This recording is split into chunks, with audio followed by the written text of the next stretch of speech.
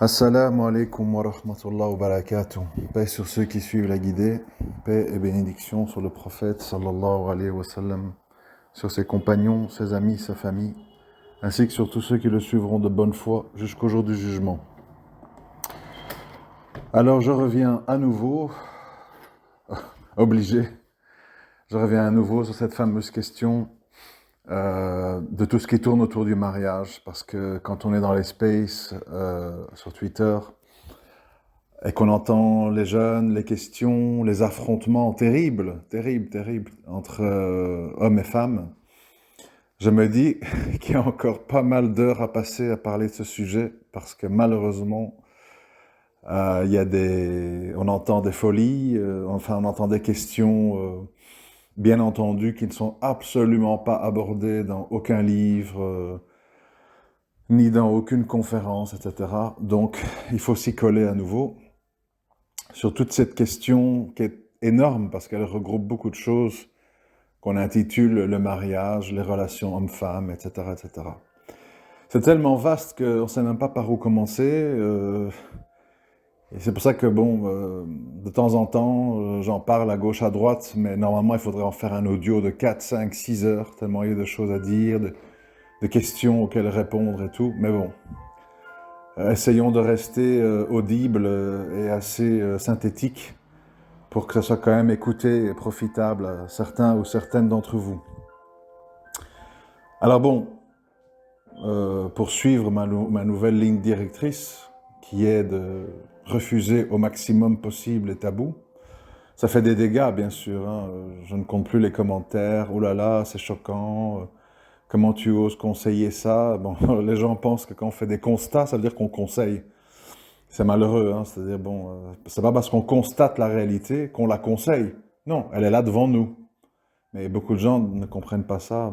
D'ailleurs, c'est lié au sujet dont on va parler aujourd'hui. Alors, par quoi je veux commencer? Par le fait de vous dire des choses très simples, mais qu'il faut se rappeler, parce que c'est dans les choses simples qu'on évite de se perdre. Moi, en fait, j'aimerais dire à tout le monde que, à un moment donné, il faut voir ses priorités. Il faut voir c'est quoi qu'on cherche vraiment dans la vie. Parce qu'en fait, tout le monde parle de ce sujet, et puis on voit que personne n'est prêt à concéder quoi que ce soit. Alors moi, je me pose la question, parce que moi, par exemple, je l'ai dit, mais je le redis ici maintenant, voilà, moi je suis un homme, alhamdoulilah, je suis hétéro, je ne suis pas un homo, et malgré toutes les abominations que j'ai pu vivre dans mes mariages, je ne renonce pas, parce que je n'ai pas le choix. C'est-à-dire que je suis un homme normalement constitué, et je ne conçois pas la vie sans une femme.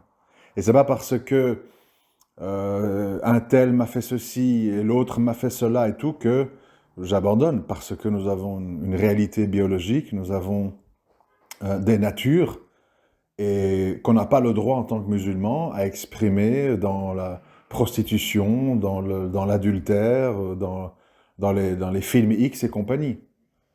Donc, ça veut dire, selon moi, qu'un homme normalement constitué ne peut pas comme ça indéfiniment dire oui mais non, non mais oui, etc., parce que ceci, parce que cela. Bon, ça c'est ma vision des choses. Je sais qu'il y a beaucoup de frères, et de plus en plus, qui sont pas d'accord avec ça, et qui restent comme ça non mariés des 2, 3, 4, 5 ans. Bon, moi, j'espère pour eux que ça s'accompagne pas de dérives diverses et variées. Mais enfin bon, bref, on va faire semblant que, comme dirait l'autre en anglais, don't ask, don't tell, donc ne demande pas et ne dis pas. Bon, on va faire comme ça. Et on va balayer sous le tapis.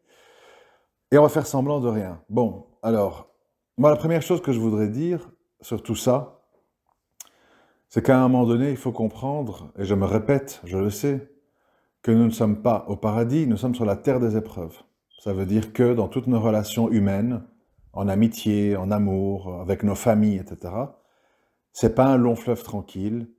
On fait des erreurs, on a des déceptions, on subit des trahisons, tout ce que vous voulez. Oui, c'est normal. C'est comme ça dans tous les domaines. Donc c'est pas un scoop. Mais j'ai quand même l'impression qu'à chaque fois, en fait, les hommes et les femmes, ils tombent des nues. Ah, on me la fera plus, et ceci, et les hommes, et les femmes. Ben, vous n'avez pas affaire à des anges, hein. Vous avez affaire à des êtres humains, avec un passé, avec des mauvais côtés, avec des faiblesses, avec des blessures. Donc, faut pas vous attendre comme ça à trouver une espèce d'ange qui descend du ciel, où tout va bien se passer, etc. Ça, si on n'a pas compris ça, c'est un très mauvais départ. Ensuite, moi j'aimerais vous dire une chose. Le mariage, c'est quelque chose de très important. C'est pas un choix comme ça, à la légère, on verra bien, etc. C'est quelque chose de très important parce que ça implique beaucoup de choses. Vous avez affaire à quelqu'un qui va vivre avec vous, qui va dormir avec vous, qui va respirer avec vous, qui va être avec vous dans les bons et les mauvais moments. C'est pas du tout une histoire légère. Et alors je m'étonne que, en fait, bon nombre d'hommes et de femmes comme ça, apparemment ne se connaissent pas bien et s'engagent en fait avec des personnes qui ne leur correspondent pas. Et après, tout le monde s'étonne. Je veux dire quoi par ne correspond pas? Ben, vous aimez communiquer, vous aimez parler, vous aimez échanger. Pourquoi allez-vous vous diriger vers quelqu'un de silencieux qui répond oui, non, Inch'Allah, Allahu Alam, etc. Vous allez être frustré. Tu as des gens, hommes et femmes, qui n'aiment pas parler, ils n'aiment pas échanger, ils n'aiment pas débattre. Ça leur fait mal à la tête, ça les fatigue et ça ne les intéresse pas. Alors la personne a beau être très pieuse, très pieux, tout ce que tu veux, tu dois te connaître et te dire, est-ce que je vais pouvoir vivre comme ça des années avec quelqu'un qui ne veut pas échanger, avec quelqu'un qui n'aime pas débattre, avec quelqu'un qui n'aime pas écouter, avec quelqu'un qui ne veut pas que je lui enseigne des choses ou que moi j'apprenne des choses d'elle. Ça, voilà, un exemple bête, mais un exemple important. Ensuite, il y a tout le reste. Tu es très porté sur l'intimité, tu as des besoins de haute fréquence, parce que ceci, parce que cela, parce que c'est ta nature, parce que c'est nécessaire à ton équilibre et tout. Pourquoi te diriges-tu vers une femme ou un homme pour qui c'est juste un moyen de se reproduire, berkes, archouma, oui mes trucs, ça c'est haram, ça c'est pas bien, ça c'est macro, ça c'est dégueulasse. Tu t'es trompé d'adresse. Tu t'es trompé d'adresse. Tu as des gens, à tort ou à raison, ça c'est pas le sujet. Tu as des gens dans leur nature, en fait, où l'acte ne leur procure pas beaucoup de satisfaction. Parce qu'ils sont coincés, parce qu'ils ont des tabous, parce qu'ils ont des chocs post-traumatiques, parce qu'ils se disent, si je montre ceci sous là, ou j'ai l'air d'un pervers ou d'une perverse, donc je montre pas, je refoule, je suis dans les frustrations. Donc de nouveau, si tu es quelqu'un d'épanoui, d'ouvert et d'assez expansif en matière de sexualité, pourquoi se diriger vers quelqu'un qui aïe, ouille, non, ah, c'est pas bien, ah, ou c'est sale, non, bah, non, ça va mal tourner, ça va mal finir. Et ça continue. Si tu es quelqu'un qui veut passer beaucoup de temps en couple et faire des choses en couple, des balades, des discussions, voir des documentaires, des films, que sais-je, ne te dirige pas vers quelqu'un qui est tout le temps fourré dans sa famille, sur WhatsApp ou en visite. Allô, maman, oui, aujourd'hui j'ai fait ça, j'ai fait du riz, truc, qu'est-ce que t'en penses? Et toi? Ah, et ma petite sœur, comment elle va? C'est pour quand qu'elle va se marier? Tous les soirs. Et toi, t'es là, tu dis, bon, un quart d'heure, une demi-heure, trois quarts d'heure, une heure. Et voilà. Parce que pour cette personne, ses relations sociales, ses relations de communication, elle veut les vivre avec sa famille, pas avec toi. Qu'est-ce que tu vas faire? Il faut voir la réalité en face. Il y a beaucoup de gens, en fait, ils ne voient pas la réalité en face. Et ça c'est un gros problème sur les questions de communication, de sexualité, de façon de vivre. Tu as des gens, ils te disent, parfois c'est des bêtises, mais qui peuvent pourrir la vie du couple. Tu as t'as des gens, ils ont toujours chaud. Et toi, tu as froid, tu as toujours froid. Ça va poser des petits soucis dans la vie de tous les jours. Tu mets un ventilo, non, arrête, éteins, il fait déjà froid. Tu ouvres la fenêtre, non, arrête les moustiques, et puis il fait, j'ai froid, et toi, t'as chaud, t'as chaud, t'as chaud. Voilà, c'est ça les natures. C'est de ça dont je parle quand je dis nos natures biologiques. C'est tout ça. Le sexe, les habitudes, la façon de parler, la façon de penser, la façon d'échanger. Il y a des natures. Et ça, moi je l'ai dit dans le space l'autre jour, mais je le dis pour moi, parce que, voilà, après chacun sa vie. Moi, j'ai pas 20 ans, voilà, j'ai ma vie, j'ai des enfants, j'ai un vécu. Moi, à l'heure d'aujourd'hui, en respectant le plus possible les règles, ce qui n'est pas facile, j'ai dit je ne m'engage plus, moi et les gens autour de moi, c'est-à-dire des enfants, des ex-femmes, etc. Moi, je ne m'engage plus avec tout mon passé, tout mon vécu, tout mon entourage, avec une personne que je ne connais pas un minimum bien, avec qui j'ai pas beaucoup échangé, avec quelqu'un avec qui j'ai pas pu avoir des échanges et des situations un minimum profondes. Moi, je le fais plus. Parce que j'estime, je l'ai expliqué hier dans un space, je le réexplique ici, j'estime qu'à l'époque, de nouveau, c'est du fake et le waki, on en revient chaque fois à ça, hein. À l'époque, les gens, en fait, ils avaient des familles autour d'eux. Les parents, les tantes, les oncles, les frères, les sœurs, les cousins, etc. Et quand les gens se mariaient, c'était deux familles qui se mariaient. Et il y avait la religion, et il y avait des principes, etc. Et donc, ça veut dire que dans le couple, même s'il y avait des hauts et des bas, il y avait ce qu'on appelle des garde-fous. Des gens qui allaient dire, écoute ma fille, calme-toi, t'exagères, Archouma, tiens-toi tranquille, mon frère, arrête un peu d'aller au salon de thé, reste un peu avec ta femme. Bon, des garde-fous. Mais aujourd'hui, les gens, ils sont dans le mariage, ils sont seuls. Parce que même s'ils ont des familles, chacun vit sa vie, chacun de son côté, personne ne s'intéresse à l'autre. Souvent, les enfants ont un autre minhaj ou une autre compréhension de la religion que leurs parents. C'est le désordre. C'est le désordre, c'est le chaos. C'est le chaos parce que c'est la modernité. La modernité, c'est le chaos. Vous le voyez bien, hein, maintenant, ça va dans tous les sens. On le voit dans les trucs d'orientation sexuelle, LGBTQ, XYZ. Lundi, je suis un homme, mardi, je suis une femme, mercredi, je suis entre les deux. Donc c'est le chaos. C'est le chaos. Et c'est le chaos aussi pour nous, les musulmans, parce qu'on est seuls, on se retrouve seuls, en fait, dans nos mariages, dans la gestion des hauts et des bas. On ne veut plus communiquer parfois avec l'entourage ou la famille parce qu'on sait qu'ils ont une autre vision de la religion que nous. Ils sont plus ceci ou moins cela. Ils sont eux-mêmes dans des contradictions. Ils prient, mais ils nagent dans le riba. Ils font chambre à part. Ils ne s'aiment pas, mais ils restent mariés. On ne va pas aller demander conseil à des gens qui eux-mêmes sont dans des histoires un peu rocambolesques.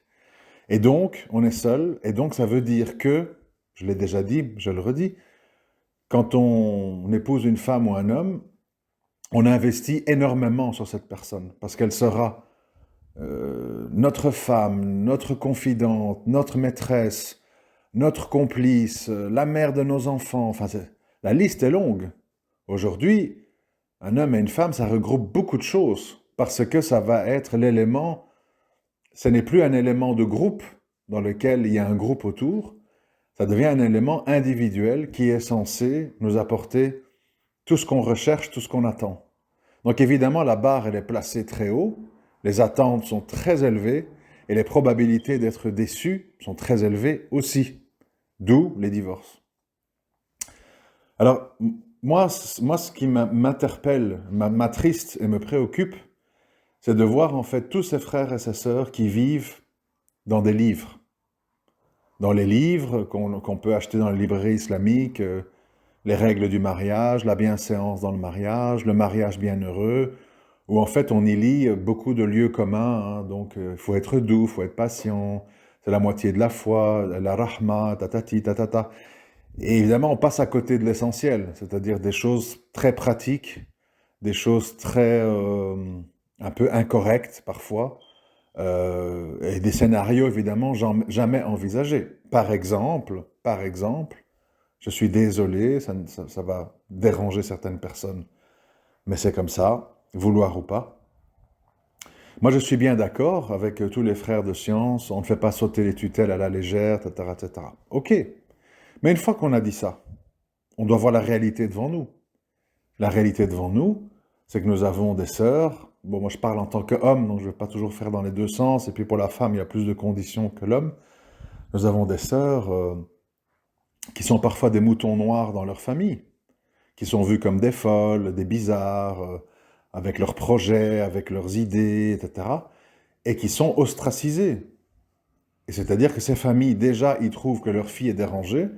Ils vont pas, en plus, faciliter un mariage avec un homme que ces filles estiment leur correspondre, qui va amplifier le côté bizarre qu'ils voient chez leur fille. Parce qu'elle est comme ci, elle est comme ça, elle a tels rêves, elle a tels idéaux, et c'est pas les nôtres. Donc évidemment, ces parents vont souscrire éventuellement, après de très longues études et de multiples dérives, bien souvent, mais ça on le met sous le tapis, ils vont souscrire à un mariage qui va dans le sens que ça leur plaît. Il y a quelqu'un qui est un peu de notre milieu, dont on connaît un peu la famille, et dont le gars nous plaît nous. Et s'il ne te plaît pas à toi, ben, alors on dit non. Alors on dit non, non, non. Et puis à 35 ans, on tire la sonnette d'alarme, on ne sait plus quoi faire, et on te laisse aller avec n'importe qui. Donc, c'est bien beau, oui, mais ces mahrams, c'est qui? Qui sont ces mahrams?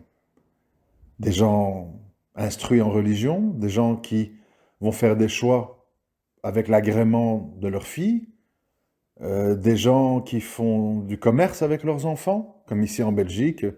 Beaucoup de parents veulent garder les enfants à la maison jusqu'à 25 ans parce qu'il y a des grosses allocations familiales. Et une fois 25 ans, ben, soit ils doivent travailler ou se marier pour ne plus être une charge. Et s'ils travaillent, ben, ils ramènent de l'argent. Et s'ils sont mariés, au moins, ils ne sont plus une source de frais sans rentrer d'argent d'allocation.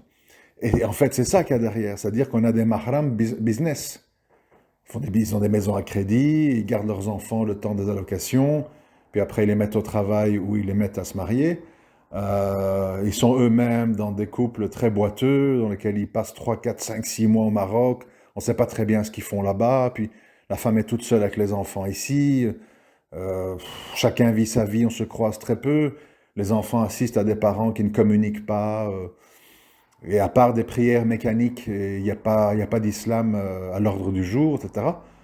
Et puis, on veut que ces gens-là, en fait, donnent leur fille à quelqu'un de bien, qu'elle aime bien, qui lui correspond. Ce sont des vœux pieux, ce sont des visions utopiques. Et donc, en général, quand j'en parle avec des frères de science, j'ai des réponses assez décevantes, je le dis franchement, qui consistent à dire, bah, on ne peut pas sauver la terre entière, bah, tant pis, hein, c'est son épreuve, hein, elle a des parents comme ça, ben, quelle patiente, hein. Et de nouveau, tout le monde botte en touche. Parce que tout le monde sait, évidemment, que ça va se terminer par des relations secrètes, l'hypocrisie. On va dire, si c'est pour me marier à quelqu'un que vous voulez, mais que moi je n'aime pas, eh ben alors je préfère rester célibataire. Mais en fait, elles ne restent pas célibataires. Elles ont leurs petites aventures et tout le monde fait semblant de rien. Et ça, c'est l'odeur infecte de l'hypocrisie qui tue, ça tue. Mais comme tout le monde ne veut pas endosser la responsabilité de dire la vérité du terrain, on veut s'accrocher au livre, eh bien, nous vivons dans un grand magma d'hypocrisie. Et c'est pour ça que rien n'est solide, ni les mariages, ni les ports de hijab. La plupart des sœurs, dès qu'elles divorcent, très peu de temps après, elles enlèvent leur voile, parce que tout repose sur des bases très faibles. Tout repose sur des arrangements euh, hypocrites, de circonstances, de paraître, les gens, ce que j'appelle la sunna du voisin, etc., etc. Et si tu dénonces, ah, t'es un raciste, ah, t'es un pervers, enfin, c'est comme je peux lire parfois dans les commentaires, que je publie d'ailleurs parce que je trouve ça comique, des gens en fait qui ne comprennent absolument pas la profondeur des propos et qui résument tout ça. Tu conseilles les gens de faire zina, enfin, complètement fou en fait. Je me dis, mais ils n'ont pas bien entendu ce que je raconte. Je fais le constat de ce que je vois sous les yeux, devant moi, autour de moi. Et je ne veux pas faire semblant comme tous les autres. Ça ne m'intéresse pas. Ou pire, d'en faire un business. J'ouvre des agences matrimoniales et tu payes. Puis au final, bon, ben, tout le monde s'en lave les mains aussi, quoi. Alors je sais, il y a des exceptions, on va me dire oui, mais parfois ceci, je sais, mais je parle de l'ambiance générale sans entrer dans les détails, parce que sinon on n'en finit plus. Il y a tellement d'exceptions, il y a tellement de détails, il faut s'en tenir aux grandes lignes. Et moi, c'est ce que je vois, c'est ce que je constate. Mais c'est pas qu'une histoire de parents, c'est aussi, je l'ai dit au début de cet audio, c'est aussi une histoire de candidats au mariage, qui ne se connaissent pas, qui font des mauvais choix, qui choisissent sur des critères très éphémères, de l'ordre de la beauté, du côté sexy ou je ne sais pas quoi, et puis après, oui, mais bon, cette femme sexy, elle te gueule dessus, elle t'insulte, elle t'humilie, ça va pas être sexy très longtemps, hein. Et puis là, tu es embarqué, avec les familles, avec les mairies, avec les fêtes, avec les dots, avec tout le bazar. Donc,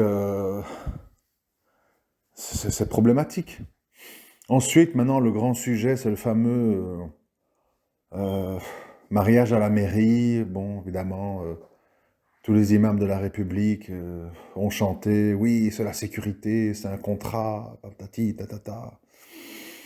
Alors qu'au final, en fait, c'est assez simple, en fait. Ou deux personnes s'entendent bien, qui soient pacsées ou je ne sais pas quoi, ou mariées à la mairie, ou simplement avec le mariage religieux qui reste quand même le plus important, soit dit en passant.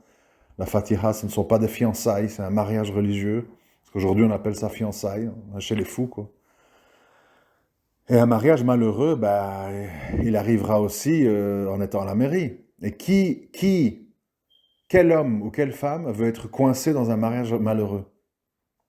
Ou un mariage d'une erreur? J'ai cru, il m'avait caché que... Après, c'est vous qui êtes coincé pendant 2 ans. Les papiers, et passer chez le juge. Là, vous regrettez la mairie. Quand vous vous êtes trompé et que vous êtes coincé avec la personne. Donc, de nouveau, ce sont des débats, ce que j'appelle des tempêtes dans des verres d'eau. Le but, c'est pas de dire il faut verrouiller le gars ou la femme d'ailleurs à la mairie, c'est de dire quel choix on va faire pour avoir un mariage bien heureux qui dure. Euh, parce que si c'est pour dire, même si le mariage est malheureux, de force, on va rester dedans et on va se faire du mal et on va faire du cercle et on va faire les chambres à part et tu dors dans le canapé et dans 2 ans, on se détruit. Après, on en ressort en petits morceaux. Et puis après, ben, le mariage, on en est dégoûté. Le problème, c'est qu'on a fait du mariage un espèce de sacrement un peu chrétien, à la vie, à la mort, quoi qu'il arrive, etc. Il faut tout verrouiller. Alors qu'au final, pour qui est passé par là, ben, le mariage, c'est quand même quelque chose qui est un minimum fait pour avoir une vie un peu plus harmonieuse et apaisante que quand on est seul. Si c'est pour se retrouver avec des avocats, des policiers, des tromperies, des coups, des crachats, des insultes, bah, je crois pas qu'on a envie de verrouiller ce genre de mariage à la mairie, hein. Donc, il faut bien réfléchir quand on va à la mairie. Parce que vous pouvez être pris à votre propre piège. Si vous êtes embarqué avec quelqu'un qui vaut pas la peine ou qui va vous décevoir. Donc, ce phénomène de verrouillage, moi personnellement, j'approuve pas trop. Et de penser que parce qu'on passe devant un type avec une banderole française sur le bide, on a un mariage bien heureux à venir. Et après, si c'est pas ça, ben c'est les grandes fiestas avec les podiums et puis les blocages de périph' avec les voitures de sport. Enfin, complètement fou, en fait. Complètement fou. On passe à côté de l'essentiel. De nouveau, tout le monde fait semblant de rien. C'est pas bien, mais tout le monde le fait autour de vous. Et personne n'ose se désavouer. Oui, mais bon, c'est mon frère, c'est ma sœur. Dans ma famille, c'est normal. C'est comme ça chez nous. On connaît la chanson, quoi. Je veux dire, cette histoire, elle est trop importante par rapport à votre équilibre personnel et votre future descendance que pour la gérer sur la base d'hypocrisie, d'archouma, de faire semblant, de ne pas voir la réalité en face, etc. Et ça, c'est un travail que chacun d'entre vous doit faire avant de se mettre à la recherche d'un futur mari ou d'une future femme, c'est qui suis-je? Qui suis-je? Pourquoi je vais jouer la pudibonde ou la frigide ou celle qui est dégoûtée, machin, alors que je suis quelqu'un qui a beaucoup de besoins, qui a besoin de sexualité? Pourquoi? Parce que je vais attirer un homme qui ne va pas correspondre à ce que je cherche, à ce que j'ai besoin. Et ça va se terminer en frustration. Pourquoi je vais trouver un type silencieux qui n'a rien à dire, qui est tous les soirs devant le match de football ou sa console de jeu et qui n'aime pas parler avec moi? Pourquoi faire? Pourquoi faire? Pour qu'il vienne prendre son droit en 5 minutes et me pondre des gosses les uns derrière les autres et qu'on ne partage rien et qu'au final on est comme deux étrangers sous le même toit? Il ne faut pas être psychotique quand même, un minimum. Donc connaissez-vous déjà bien vous-même, avouez qui vous êtes, avouez-le. Avouez-le, voilà, moi je suis une fille, j'ai pas envie d'être marié à un intellectuel, j'aime pas parler, j'aime pas débattre. Moi ce que je veux c'est qu'il ramène du fric, il ramène les courses. Quand j'ai mon évier qui fuit ou machin, il répare. C'est tout ce que j'attends d'un homme. Le reste, j'ai pas envie, ça me fait mal de tête, je suis fatigué. Ah ben oui, mais alors va chercher un ouvrier, un plombier, un frigoriste, un chauffeur de taxi, je sais pas. Et commence pas à chercher un type communication, marketing, un homme public, les audios, machin. Ça n'a pas de sens. Tu te fais du mal. Et tu vas te retrouver seul avec des enfants. Donc déjà, bien se connaître soi-même. Qui suis-je? Qu'est-ce que j'attends d'un homme, d'une femme? Quelles sont mes habitudes? Quels sont mes besoins? Bien les exprimer dans les muqabala. Bien passer du temps avec la personne. Parce que la personne peut vous dire, oui, oui, moi j'aime beaucoup parler, j'aime bien débattre, machin. Oui, vérifie. Parce qu'elle peut dire ça parce qu'elle veut juste se caser. Vérifie. Introduis des sujets. Tiens, tu penses quoi de tel sujet? Toi, qu'est-ce que tu as lu à propos de telle et telle chose? Et là, vous allez vite voir. Oui, non, je sais pas. Enfin, ouais, peut-être. Enfin, voilà. Là, vous avez compris. Vous avez affaire à quelqu'un qui perd vite pied. Donc, vous devez un peu tester la personne. Vous devez un peu la mettre dans des situations. Voir comment elle réagit face au stress, comment elle réagit face à la polémique, comment elle réagit face au malentendu, comment elle réagit face à certains sujets un petit peu tabous, avec des goûts, avec une timidité complice, avec intérêt, avec perversité. Il faut cerner les gens, mais pour ça, il faut passer du temps avec eux, il faut creuser, il faut parler, etc. Donc moi, personnellement, le truc théorique de dire, tu rencontres une sœur une ou deux fois sur un coin de Sidari devant un thé à la menthe, oui, non, Inch'Allah, et puis tu rentres chez toi et tu décides, c'est de l'inconscience. C'est de l'inconscience parce que tu n'auras pas assez d'éléments, en fait, pour commencer à pouvoir un minimum consulter Allah. Tu ne sais même pas consulter sur quoi. Tu as vu un visage sous un hijab qui t'a dit oui, non, Inch'Allah. Bon, tu juges sur quoi, en fait? Tu sais pas. Et ça aussi, l'histoire de la beauté. Faut savoir, je veux dire, il y a des gens, moi par exemple, je vous l'ai déjà dit, vous devez avoir une très grande méfiance pour les photos. Très grande méfiance pour les photos. Il y a des gens qui ont des expressions très charmantes, qui ont du charme, etc., mais qui en photo ne sont pas beaux du tout. Tu as des gens, en plus, ils utilisent des filtres qui ont l'air très beaux en photo et qui ne le sont pas. C'est pas un jeu tout ça, vous voyez. On n'est pas dans le métavers, on n'est pas dans la virtualité. Ici, il faut voir la personne, voir ses expressions, entendre son timbre de voix, voir comment elle bouge les yeux, les lèvres, les mains. Tout ça, ça compte. Tout ça, ça compte. Et de nouveau, je répète, les natures. Si tu veux une femme nature, pas trop sophistiquée, etc., ne te dirige pas vers des femmes pleines de maquillage, avec des ongles en plastique. Je veux une fête à 30 000 balles et des limousines. Pourquoi? Pourquoi faire? Toute ta vie va être un calvaire. Parce que cette femme va avoir des objectifs et des sources d'apaisement personnel qui vont à l'encontre de ce que tu cherches. Tout ça pourquoi? Quelques minutes de plaisir, c'est de l'inconscience.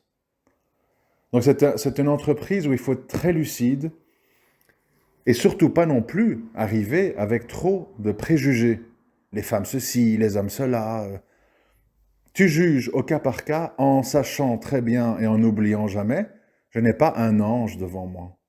J'ai une femme qui a un passé, qui va me dire certaines choses et qui m'en dira pas d'autres, qui a certainement des défauts que je découvrirai dans le mariage. Voilà. Mais par rapport à ce qui est important pour moi, la base, est-ce que cette personne correspond à cette base? est-ce qu'elle n'a pas des caractéristiques qui sont très en opposition avec des choses qui sont importantes pour moi ou importantes avec qui je suis? Si tu as un frère, il te dit, écoute, moi je pars avec l'établir 3-4 mois au Pakistan, je reviens de temps en temps, etc. Si tu as des gros besoins, tu n'aimes pas la solitude, tu as des besoins intimes et tout, ne t'engage pas là-dedans sous prétexte il avait l'air pieux, machin, il sentait bon, ma mère l'aimait bien. C'est pas sérieux, hein? C'est pas sérieux du tout. Ou si tu vois une femme tout le temps avec sa mère au téléphone, qui veut tout le temps aller chez sa mère dès que t'es pas là. Je suis chez ma mère, je vais chez ma mère, je vais chez ma mère. Est-ce que tu as envie de ça? Est-ce que tu as envie d'une femme qui saute dans le métro ou le tram ou sur le WhatsApp à chaque fois qu'elle peut pour blablater avec sa mère de tout et de rien? La famille, les ragots, le bled et la voisine, qu'est-ce qu'elle a fait? Ah, elle a changé sa décoration. Ah ben oui, moi aussi. Tu veux ça? Tu subis après, hein? Tu subis. Et ça va déteindre sur tes enfants, parce qu'elle va leur donner cette éducation-là. Faut savoir ça. Les choses que tu n'aimes pas chez ta femme, elle va les passer aux enfants. Parce que toi, tu n'es souvent pas là, tu travailles ou que sais-je, et ta femme, elle est avec eux. Et après, c'est l'école qui prend le relais. Et tu vas te retrouver, en fait, avec toute une maison complètement étrangère à toi, parce que ils n'auront pas ta marque. Il faut penser un peu plus loin que le bout de son nez, et il faut un peu s'éloigner des bouquins pour être face à la réalité. Qui je suis, vraiment. Pas qui j'aimerais être, attention, hein. Pas qui j'aimerais être. J'aimerais être une sœur habillée tout en noir, avec un niqab, et je serais dans une maison à Raqqa avec mes coépouses. Non, non, non, non, non. Pas qui tu voudrais être. Qui tu es. Qui tu es vraiment. Qui tu es vraiment quand personne te regarde, quand tu es toute seule. Avec tes petites musiques de ton bled, avec tes petites habitudes, qui sont petits joints, qui sont petits trucs. Ne te mens pas à toi-même. Ton mari va découvrir. Ton mari va sentir. Ton mari va remarquer. Ça sert à rien. Tu postposes un drame. Les victimes, les enfants.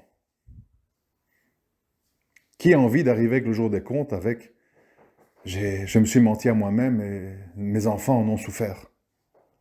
C'est comme ces histoires aussi de je vais chercher une fille au bled. Je fais qu'entendre ça. Ah, là-bas, elles ne sont pas encore contaminées, etc. Vous êtes complètement fou, en fait. Irréaliste, voire bête, m'excuse. Hein. Les téléphones portables sont partout dans le monde, jusque dans le fin fond des campagnes. Les gens voient les TikTok, les snaps, les machins, les danseuses, les clips, tout. Euh, dans les bleds, il y a d'autres genres de vices. Oui, c'est vrai qu'ici, les filles ont des dérapages, elles perdent leur virginité tôt, etc., etc. Mais là-bas, il y a du cirque, il y a du shirk, il y a d'autres choses. Il y a d'autres choses. Allô, maman, mon mari me parle d'une coépouse, qu'est-ce que je fais? Ah, fous-lui telle crasse dans sa bouffe, il va être à tes pieds. Mets-lui une langue d'âne, tiens, machin. Bon, il faut arrêter, hein. Il faut se calmer un peu, à toujours penser ailleurs. Il y a une femme qui est échappée à la mondialisation, qui est intacte de tout.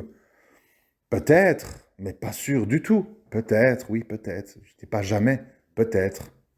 Mais il faut arrêter de se construire des mythes. Et combien de convertis j'ai vu comme ça partir au Maroc, sont revenus complètement nus, dégoûtés, euh, vidés de tout, ne voient plus leurs enfants, ils payent, enfin laisse tomber quoi. Il faut arrêter de rêver, il faut arrêter de rêver, surtout dans la question du mariage. Parce qu'en face, vous avez des gens qui ont l'esprit bien clair, qui vous voient venir et qui vont vous servir le discours que vous voulez entendre, pour vous harponner. Et vous, naïf comme ça, ah, je l'ai vu dans sa famille, elle aidait sa mère à la vaisselle, elle a le hijab. Quand c'était la prière, elle a vite été priée. Ah, voilà.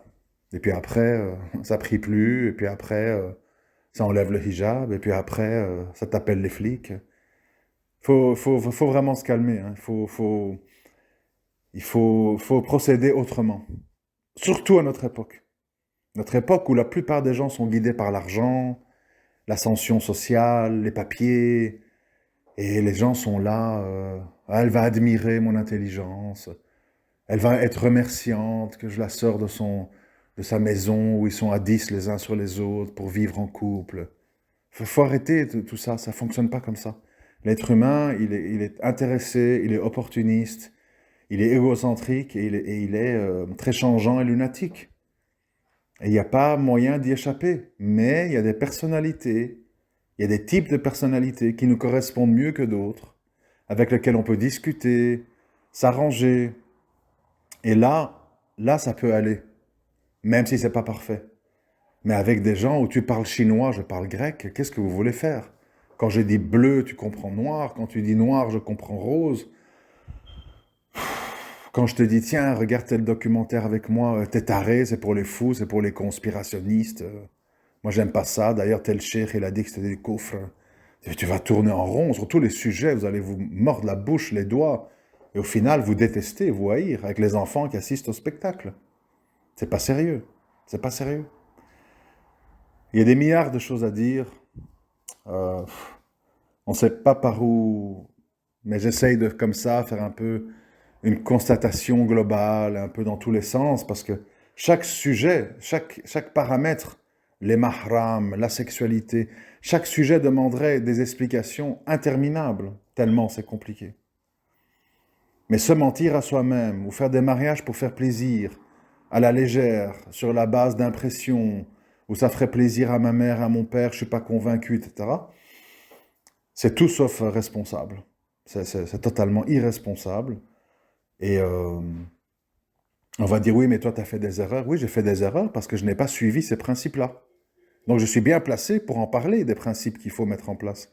Parce que quand je ne les ai pas suivis, j'ai eu des échecs. Oui, je ne vais pas parler précisément de ma vie privée, mais tout ce que j'ai parlé ici, il y a des ramifications avec des expériences passées. Et donc, je tire des leçons. C'est ça l'intérêt des échecs, c'est de tirer des leçons. Sinon, on n'avance pas, on ne progresse pas, on ne comprend pas. Oh là là, les femmes aujourd'hui, non. Certaines femmes, parce qu'elles ne te correspondent pas. Ce n'est pas toutes les femmes.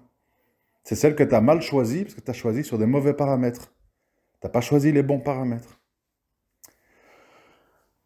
Voilà, voilà. Moi, je vous laisse ici. Voilà, vous comprenez l'idée globale. Je ne vais pas répéter, mais évidemment, chaque sujet demande approfondissement, détail, exemple. Et donc, quand vous faites des commentaires, s'il vous plaît, ne pensez pas que je suis totalement idiot. Et en venir, comme je lis, ah, comment il ose, il en vient à conseiller aux gens de s'isoler, de faire zina. Enfin, c'est complètement fou de comprendre ce que je dis de cette façon-là. Mais il y a des gens qui le comprennent. Je crois que c'est des gens, ils écoutent d'une oreille distraite, et puis quand il y a une phrase un peu choquante, ils disent quoi, qu'est-ce qu'il a dit? Et voilà, ils comprennent de travers. Mais bon, moi, je suis responsable de ce que je dis. Je ne suis pas responsable de ce que vous comprenez. Ça doit bien être clair pour tout le monde. Assalamu alaikum wa rahmatullahi wa barakatuh.